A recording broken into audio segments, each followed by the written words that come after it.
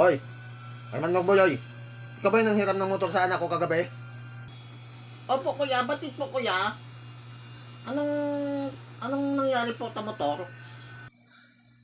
Anong ginawa mo doon sa motor? Bakit nasira na yon? Pati manibela, nayupi. Pati ilaw, basag-basag.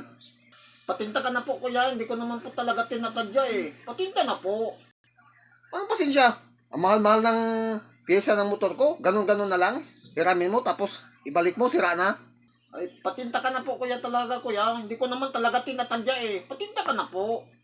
Wala naman po talaga pila pambayad ng pampaayot ng motor mo. Patinta ka na po kuya. So, ganun-ganun na lang? Idadaan mo na lang sa pasensya? Porkit nasira mo na yung motor ko? Ha? Ganun na lang? Paano naman yung ginastos ko doon sa motor ngayon? Ha? Ganun-ganun na lang? Di ba tinatabi ko na tayo patinta ka na kuya? Bakit ang hilap-hirap mo paliwanadan? Ha? Tinatabi ko na nga patinta na eh. Wala talaga ako pila. Ha? Bakit ayaw mo? Ang gulo mo kasi.